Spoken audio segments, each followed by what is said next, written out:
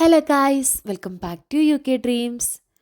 U കെയിൽ net migration കുറയ്ക്കുന്നതിന് വേണ്ടിയിട്ട് കഴിഞ്ഞ ദിവസം വൈറ്റ് പേപ്പർ പബ്ലിഷ് ചെയ്തിട്ടുണ്ടായിരുന്നു. ആ ഒരു വൈറ്റ് പേപ്പറിൽ ചില പ്രപ്പോസൽസ് അല്ലെങ്കിൽ ചില പ്ലാൻസ് മുന്നോട്ട് വെച്ചിട്ടുണ്ടായിരുന്നു. അന്നേരം ആ ഒരു എന്തൊക്കെ പ്രപ്പോസൽസ് ആണെന്നുള്ളത് നിങ്ങൾ അറിഞ്ഞിട്ട് കാണും. അന്നേരം ആ ഒരു ജസ്റ്റ് അതെന്ന് പറയുന്നൊരു പ്രപ്പോസൽ അല്ലെങ്കിൽ ഒരു പ്ലാൻ മാത്രമാണ് നെറ്റ് മൈഗ്രേഷൻ റെഡ്യൂസ് ചെയ്യുന്നതിന് വേണ്ടിയിട്ട് ഗവൺമെൻറ് എടുക്കാൻ ആഗ്രഹിക്കുന്ന അല്ലെങ്കിൽ ചില പ്രപ്പോസൽസ് ചില പ്ലാൻസ് മാത്രമാണ് ഗൈസ്. ഇതൊരു റൂളായിട്ട് വന്നിട്ടില്ല. ഒത്തിരി പേര് വീഡിയോസിൽ ഇതിൻ്റെ അണ്ടറിൽ കമൻറ്റ് ചെയ്തിട്ടൊക്കെ ചോദിച്ചിട്ടുണ്ടായിരുന്നു. ഇത് ഇത് കാരണം ഒത്തിരി പേര് ടെൻഷൻ അടിക്കുന്നതായിട്ട് മനസ്സിലായി. കാരണമാണ് പറയുന്നത് ഇതൊരു പ്രപ്പോസൽ മാത്രമാണ്, ഇതൊരു റൂളായിട്ട് ഇതുവരെ വന്നിട്ടില്ല. ഇത് ജസ്റ്റ് ഒരു പ്രപ്പോസലാണ്. ഈ ഒരു പ്രപ്പോസൽ പാർലമെൻറ്റിൽ അവതരിപ്പിച്ച് അതിന് സപ്പോർട്ട് കിട്ടിയാൽ മാത്രമേ അതൊരു റൂൾ അല്ലെങ്കിൽ ഒരു നിയമമായിട്ട് വരികയുള്ളൂ.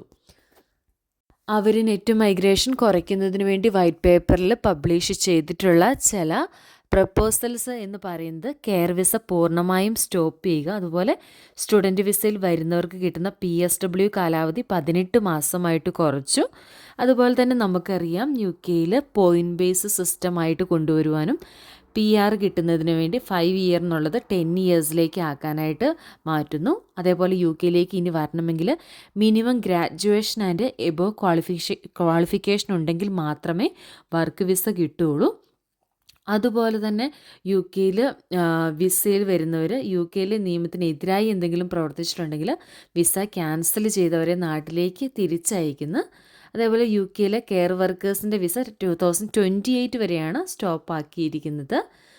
അതായത് ഇപ്പോൾ UK ഓൾറെഡി ഉള്ളവരെ ആയിരിക്കും അവർ കൺസിഡർ ചെയ്യുന്നത്. നാട്ടിൽ നിന്നും വരാനിരിക്കുന്നവരെ സംബന്ധിച്ച് വളരെ സങ്കടകരമായ ഒരു തീരുമാനമാണ്.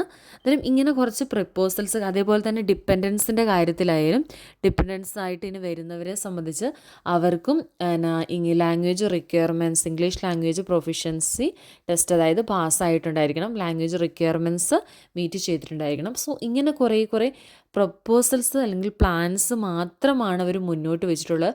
ഇതൊരു നിയമമായിട്ട് വന്നിട്ടില്ല. അതുപോലെ തന്നെ അവർ പബ്ലിഷ് ചെയ്ത ഈ ഒരു വൈറ്റ് പേപ്പറിൽ പ്രത്യേകിച്ച് ഒരു ക്ലാരിഫിക്കേഷൻസ് കാര്യങ്ങളൊന്നും തന്നെ തന്നിട്ടില്ല. ഇത് UK നിലവിലുള്ളവരെ ബാധിക്കുമോ, ഇനി UK വരാനിരിക്കുന്നവരെ ആയിരിക്കുമോ, അങ്ങനെയുള്ള കാര്യങ്ങളൊന്നും തന്നെ ഇത് ഡീറ്റെയിൽഡ് ആയിട്ടൊന്നും പറഞ്ഞിട്ടില്ല. ജസ്റ്റ് പ്രപ്പോസൽസ് അല്ലെ പ്ലാൻസ് ആയിട്ട് മാത്രമാണ് പറഞ്ഞിട്ടുള്ളത്. അന്നേരം ഇതിൻ്റെ അപ്ഡേറ്റ്സ് കാര്യങ്ങൾ വരുന്നതനുസരിച്ച് നമ്മുടെ ചാനൽ അപ്ഡേറ്റ് ചെയ്യുന്നതായിരിക്കും. അന്നേരം thanks for watching my video ഇഷ്ടപ്പെട്ടിട്ടുണ്ടെങ്കിൽ ഒന്ന് ലൈക്ക് ചെയ്യാനും ചാനൽ സബ്സ്ക്രൈബ് ചെയ്ത് സപ്പോർട്ട് ചെയ്യാനും മറക്കരുതേ. Thanks for watching my video. Thank you all.